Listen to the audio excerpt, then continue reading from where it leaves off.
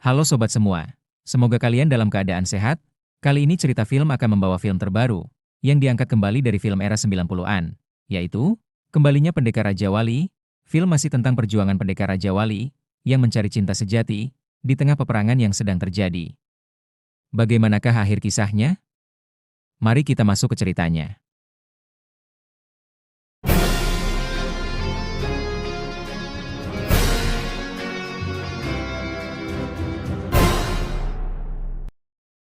Film dimulai dengan pria bernama Kuo Jing, yang terlahir di masa perang saat dinasti Song berkuasa. Karena perang itu dinasti Song dapat dikalahkan oleh dinasti Jin, membuat pemerintahan pada saat itu beralih dipimpin oleh dinasti Jin. Akibatnya dinasti Song harus membayar umpeti 3 kali lipat setiap tahunnya. Karena semena-menanya kepemimpinan dinasti Jin, membuat suku-suku di bawah pimpinan bangsa Mongolia untuk memberontak kepadanya. Keahlian bangsa Mongolia dalam pertempuran khususnya memanah berhasil memukul mundur pasukan dinasti Jin yang berjumlah lebih banyak. Saat mengejar pasukan Song, para tentara Jin menyadari ada seseorang di atas tebing. Di scene ini kita diperlihatkan wajah dari Kuo Jing, pemeran utama dari film ini. Mengira Kuo Jing adalah pasukan dinasti Jin, para tentara Mongolia langsung menyerangnya dengan anak panah. Bagaikan Akatsuki Pain, Kuo Jing dapat membuat anak panah itu terhempas sebelum mengenainya. Saat terkepung tentara Mongolia, Kuo Jing menjelaskan kalau dia berasal dari Mongolia, dan dia sedang mengembara untuk mencari temannya yang terpisah saat perang berlangsung. Mengetahui Kuo Jing tidak berbahaya, para tentara itu meninggalkan Kuo Jing sendirian. Saat melihat korban perang, Kuo Jing mengingat kebersamaannya bersama sang kekasih, bernama Rong Er. Kebersamaan mereka selama peperangan membuat hubungan mereka menjadi semakin dekat, menumbuhkan rasa cinta antara mereka berdua. Tapi suatu malam, Rong Er mengetahui kalau Kuo Jing dimarahi oleh gurunya. Para guru menyuruh Kuo Jing untuk tidak berdekatan dengan Rong Er, karena ayahnya adalah seorang penjahat. Dan tempat tinggal Rong Er adalah tempat yang berbahaya, karena di sana terdapat banyak jebakan yang mematikan. Shin berganti ke Kuo Jing yang berlatih ilmu bela diri kepada ayah Rong Er. Ayah Gong Er mewariskan jurus Gempa Naga. Dengan jurus itu Kuo Jing bisa menyerang dengan menembus benda, bagaikan habis makan beras bansos. Dengan telapak tangannya Kuo Jing mampu membalikan batu besar yang berada di balik pohon.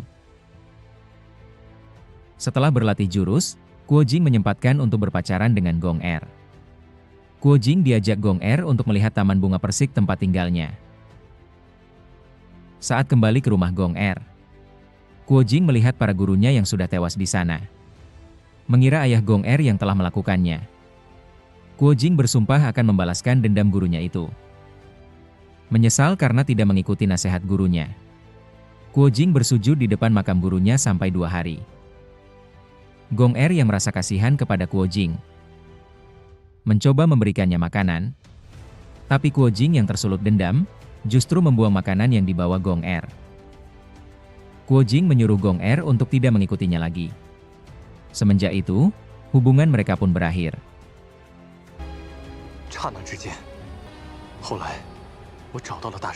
Setelah berpisah dengan Gong Er, Kuo Jing menemui guru besarnya. Di situ guru besar mengatakan waktu kejadian ayah Gong Er memang tidak ada di tempat, sehingga bisa dipastikan bukan ayah Gong Er lah pembunuh para guru itu. Kembali ke masa sekarang, mengetahui kebenaran itu, Kuo Jing ingin mencari keberadaan Gong Er. Shin berpindah ke Gong Er yang ternyata juga mencari Kuo Jing saat mereka berpisah. Dalam pencarian itu, membuat Gong Er terlibat dalam peperangan.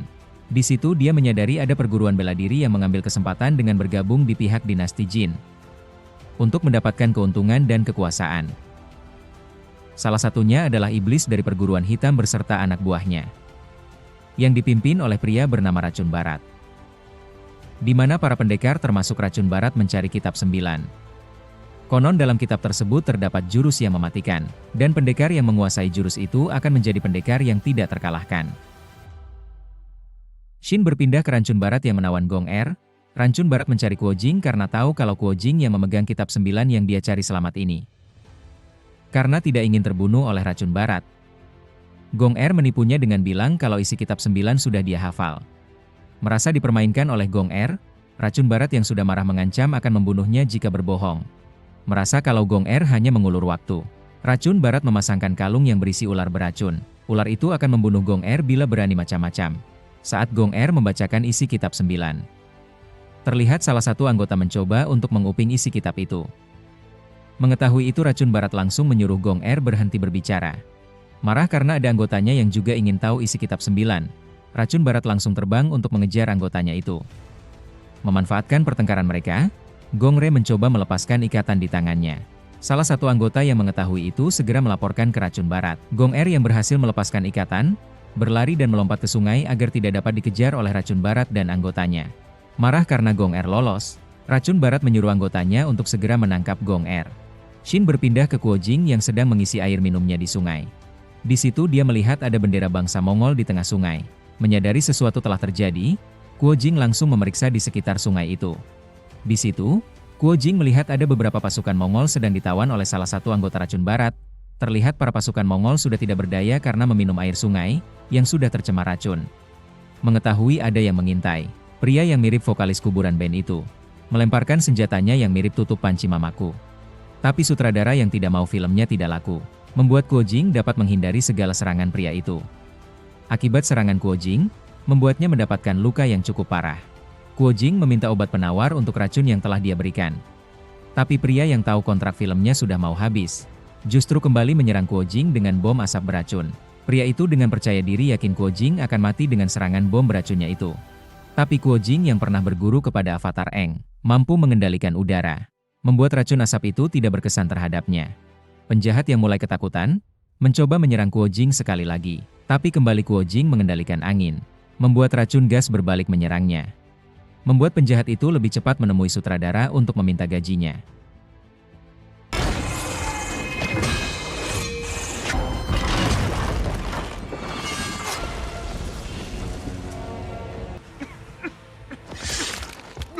Film berlanjut dengan memperlihatkan pelarian Gong Er. Terlihat Gong Er berhasil melarikan diri sampai di kerumunan warga. Dengan membaur dengan warga sekitar, Gong Er berharap dapat mengelabui racun barat dan anggotanya yang masih mengejarnya. Karena sampai membuat keributan saat pencarian, membuat penjaga dari dinasti Jin datang untuk menangkap racun barat dan anggotanya. Memanfaatkan kemelut di depan gawang, Gong Er yang tahu ada kesempatan langsung pergi menjauh dari tempat itu.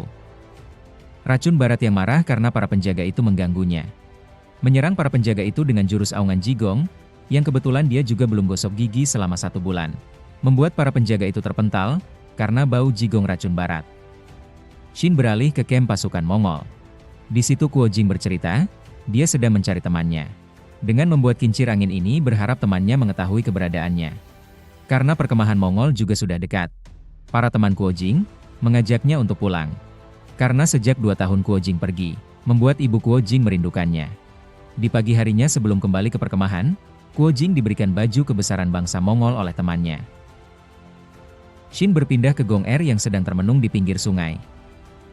Saat dia ingin beranjak pergi, Gong Er melihat bayangan kincir angin di batu tempatnya duduk. Melihat kincir angin itu dia merasa senang karena tahu kalau itu adalah tanda yang ditinggalkan Kuo Jing untuk dirinya. Gong Er yang ingin memastikannya lagi mencari batu yang ada di dekat situ, untuk mencari tanda lain yang ditinggalkan oleh Kuo Jing untuknya.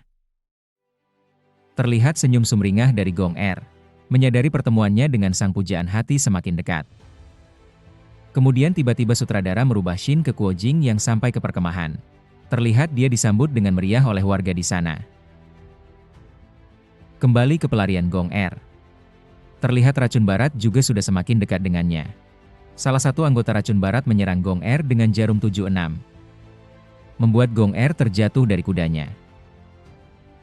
Mengetahui Gong Er terjatuh, racun barat langsung terbang untuk menangkap Gong Er kembali. Tiba-tiba ada anak panah yang menyerangnya. Tapi racun barat yang kerasukan mak lampir berhasil menangkal semua serangan itu. Ternyata putri dari bangsa Mongol dan anggotanya yang telah menyerang racun barat dan berhasil menyelamatkan Gong Er. Kemudian mereka semua langsung lari menuju perkemahan Mongol, agar racun barat tidak mengejarnya lagi. Melihat mereka yang berhasil masuk perkemahan, racun barat dan anggotanya memutuskan untuk berhenti mengejar.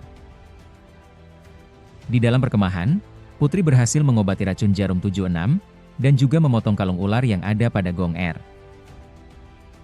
Selesai mengobati, tiba-tiba salah satu pemain figuran datang melapor kepada Putri, kalau laki-laki yang Putri cintai telah datang. Diketahui laki-laki itu adalah Kuo Jing, dan mereka akan segera menikah. Mendengar itu Gong Er langsung jatuh pingsan. Kenapa juga harus pingsan? Kan ada Mimin yang siap gantikan peran Kuo Jing.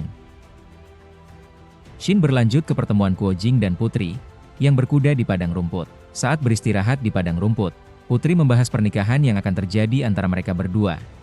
Tapi Kuo Jing memotong pembicaraan itu. Kuo Jing memberitahu Putri mereka tidak bisa menikah, karena dalam hati Kuo Jing sudah ada Gong Er yang dia cintai. Mendengar perkataan Kuo Jing, Putri yang sakit hati meninggalkannya sendirian di situ. Kembali ke perkemahan Mongol, Gong Er yang sakit hati memutuskan untuk pergi dari tempat itu. Sebelum pergi dia masuk ke kamp Putri untuk mengembalikan belati api pemberiannya. Saat ingin melangkah keluar, Putri yang tiba-tiba masuk ke kamp dengan marah, mendapati Gong Er yang ingin pergi. Putri justru meminta Gong Er untuk mengajaknya keluar, karena dia ingin mencari wanita yang telah membuat Kuo Jing jatuh cinta, hingga membuat Kuo Jing rela mencarinya sampai ujung dunia. Saat Putri berhasil menemukannya, Putri akan memenggal kepala wanita itu. Saat mereka berdua ingin pergi dengan kuda, pengawal di sana melaporkan kalau kuda tidak ada yang siap, karena air telah tercemar oleh racun, membuat para kuda tidak mau meminumnya. Menyadari itu adalah ulah racun barat dan kolega. Putri mengurungkan niatnya untuk pergi, dan meminta Gong Er untuk tetap tinggal dan terus berada di sisinya. Berpindah ke rombongan racun barat, salah satu anggotanya melapor kalau berhasil meracuni air, dan mengetahui kalau Gong Er dan Kuo Jing ada di perkemahan itu. Racun barat yang mendengar itu merasa senang, karena akan melihat mereka berdua mati. Salah satu anggota racun barat menanyakan, apa yang terjadi saat pertarungannya dengan Kuo Jing? Film pun flashback ke masa lalu, saat racun barat berhadapan dengan Kuo Jing. Racun barat menekan Kuo Jing menggunakan jurus kabut katak, yang hampir membuat Kuo Jing jadi perkedel mentah. Tapi Kuo Jing yang memang disetting menang oleh sutradara, membalikan serangan dengan jurus gempa naganya. Membuat racun barat seperti ubur-ubur ikan lele. Terpental Li. Untuk mempersingkat film, Kuo Jing menggunakan jurus 9, yang membuat racun barat hampir bertemu malaikat Israel. Malu mengakui kalau lupa pakai celana, racun barat bilang ke anggotaannya kalau dia seimbang, bahkan hampir menang pada saat itu. Setelah mendengarkan cerita bohong racun barat, salah satu anggotanya yang mirip Ariel Noah, melaporkan kalau dia sudah memasang mata-mata di perkemahan Mongol. Kemudian Shin memperlihatkan para orang di perkemahan yang berkumpul, untuk menyaksikan Kuo Jing yang akan menunjukkan ilmu bela dirinya. Gong Er dan Putri yang juga ikut melihat dari kejauhan. Sampai di sini Mimin juga belum mengerti, kenapa film The Return of the Condor Heroes, tapi isinya Avatar The Legend of Aang? Oke, kita kembali ke film. Bagaikan pemain kuda lumping, Kuo Jing dapat melakukan tarian dengan bola api di tangannya. Bahkan dia bisa menembakkan bola api, seperti Raja Api Ozai, di film Avatar The Legend of Aang. Saat Kuo Jing melakukan atraksinya, terlihat dua mata-mata racun barat yang mengamatinya sedari tadi. Selesai acara, pemimpin Mongol menyuruh semua untuk bersiaga, karena pasukan dinasti Jin yang berada di sekitar perkemahan.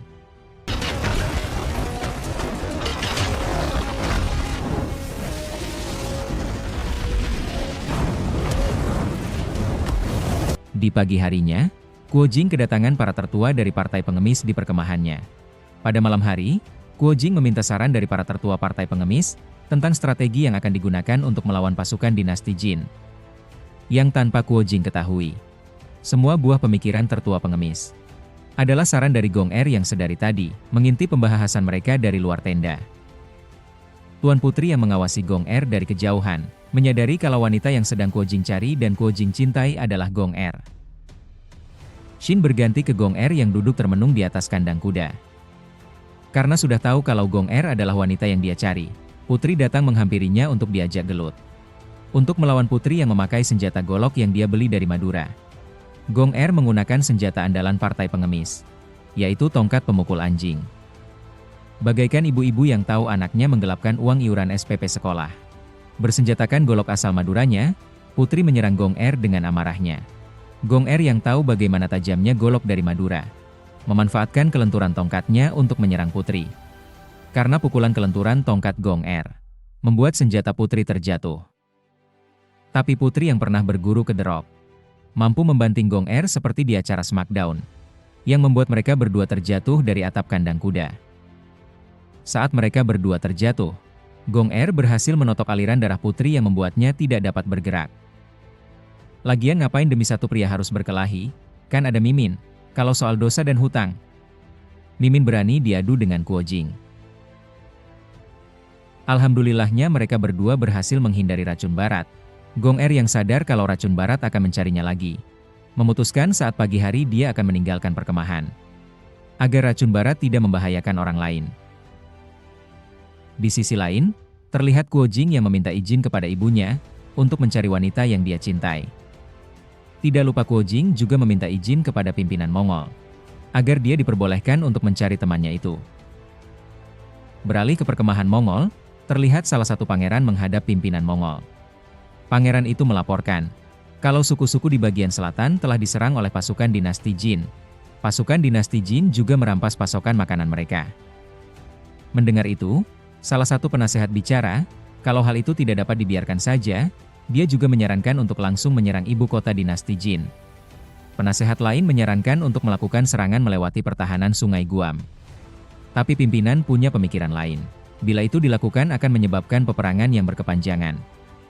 Untuk dapat menyerang ibu kota dinasti Jin, pimpinan membuat strategi untuk melewati negara Song.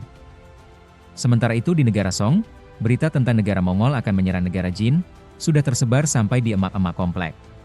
Para emak-emak itu khawatir kalau bangsa Mongol yang memaksa masuk akan menyerang warga sipil juga. Shin berpindah ke Kuo Jing yang juga berada di negara Song. Ketika melihat para tentara Song yang sedang lewat, Kuo Jing merasa ada yang aneh dengan cara para tentara itu menatapnya. Kuo Jing yang berada di warung kopi mencoba bertanya dengan beberapa pemain figuran yang ada di situ. Salah satu pemain figuran itu menyuruh Kuo Jing untuk mengganti pakaian. Dia bercerita kalau situasi di Song sedang memanas, karena negara Mongol yang ingin menyerang Jin, memaksa ingin masuk. Disebabkan negosiasi yang gagal, membuat Song menambah pasukan di perbatasan setiap harinya. Mengetahui hal itu, Kuo Jing bergegas kembali ke perkemahan Mongol. Sesampainya di sana Kuo Jing melihat para pasukan Mongol yang sudah siap. Dia bergegas lari menghadap pimpinan Mongol, sebelum sempat mengutarakan maksudnya. Salah satu pengawal memberitahu Kuo Jing rencana pimpinan Mongol, agar Kuo Jing memimpin pasukan jika bangsa Song berani menghalangi mereka. Tetapi Kuo Jing yang gaji main filmnya baru dibayar 50%, berani menolak perintah itu. Pimpinan bangsa Mongol yang marah karena penolakan itu, memerintahkan agar Kuo Jing dan ibunya agar tidak meninggalkan perkemahan Mongol. Tuan Putri yang sadar film ini akan segera berakhir, kalau Kuo Jing tetap dikurung. Akhirnya, dengan berani Putri membantu Kuo Jing untuk kabur dari perkemahan.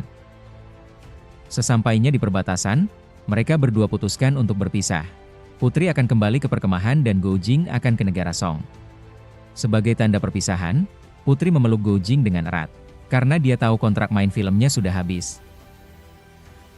Go Jing yang bermuka polos tapi tidak mau rugi, membalas pelukan putri itu. Beralih ke perbatasan negara Song. Di situ Kuo Jing melihat, di setiap tempat makan bertuliskan ayam arak bunga persik. Kuo Jing yang ingat itu adalah nama masakan Gong Er. Langsung menyadari kalau itu pesan yang dibuat Gong Er untuknya, dengan itu Kuo Jing tahu kalau Gong Er berada di kota ini. Ketika turun hujan, Go Jing langsung pergi ke bukit tempat mereka terakhir bertemu. Dengan kata kebetulan khas sutradara. Akhirnya mereka berdua dapat bersatu kembali. Sayangnya yang membuat Mimin kecewa, tidak ditambahkannya adegan adu jigong di sini. Beralih ke kota, terlihat kondisi kota yang semakin kacau. Dikarenakan pasukan Mongol yang sudah dekat dengan perbatasan. Kuo Jing dan Gong Er yang tidak ingin terjadi pertempuran, meminta penjaga agar mereka diperbolehkan untuk melihat kekuatan Mongol dari tembok perbatasan. Kuo Jing yang menyaksikan secara langsung banyaknya pasukan Mongol yang datang, meyakini kalau negara Song akan jatuh dalam waktu yang cepat bila pertempuran sampai terjadi. Bagaikan jai langkung, tiba-tiba racun barat muncul di tengah-tengah pertempuran.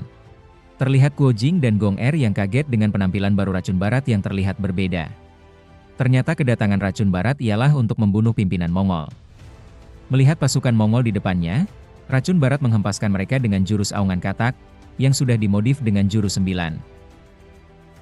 Ketika mengetahui Racun Barat, berusaha menyerang pimpinan Mongol sambil membawa peledak.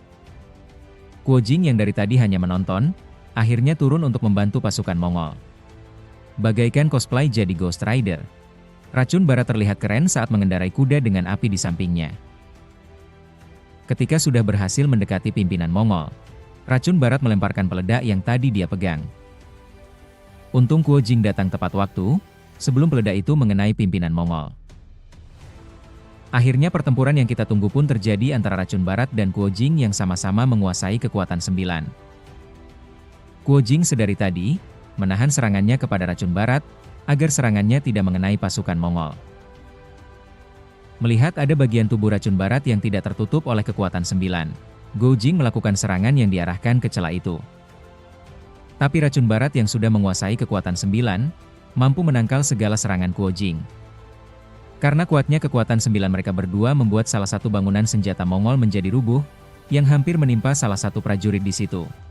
Kuo Jing yang menolong, justru tertimpa bangunan, yang membuat Kuo Jing tidak bisa bergerak. Memanfaatkan itu, Racun Barat ingin memberikan serangan terakhir untuk melakukan fatality. Tapi Kuo Jing kembali menggunakan jurus Gempa Naga, yang berhasil membuat Racun Barat terpental. Saat Racun Barat terpental tiba-tiba, ada busur panah yang berhasil menghunjam tubuhnya. Luka busur panah terlihat biasa saja bagi Racun Barat, yang ternyata Racun Barat pernah belajar ilmu Pancasona di Angling Dharma. Untuk segera mengakhiri film yang durasinya terlalu panjang, Kuo Jing menggunakan jurus putaran naga untuk memukul Racun Barat. Racun Barat yang sudah kalah, memilih untuk melarikan diri menjauh dari area pertempuran. Dan Kuo Jing melarang para pasukan untuk tidak mengejarnya, karena tahu betapa berbahayanya Racun Barat. Di sisi lain, jenderal dari Song yang mengetahui pasukan Mongol belum siap, menyuruh pasukannya untuk menyerang secara tiba-tiba. Ketika pasukan Song siap menyerang, tiba-tiba jenderal menyuruh para pasukan untuk menahan serangan, yang ternyata jenderal telah ditawan oleh Gong Er. Sementara itu di tempat pasukan Mongol, Kuo Jing mencoba meyakinkan pimpinan Mongol agar tidak menyerang pihak Song. Pimpinan Mongol yang memahami maksud dari Kuo Jing, akhirnya menarik mundur pasukannya untuk kembali ke perkemahan. Dengan ditarik mundurnya pasukan Mongol, berakhir sudah cerita film kali ini. Semoga kalian semua terhibur, jangan lupa like, komen, dan subscribe. Terima kasih.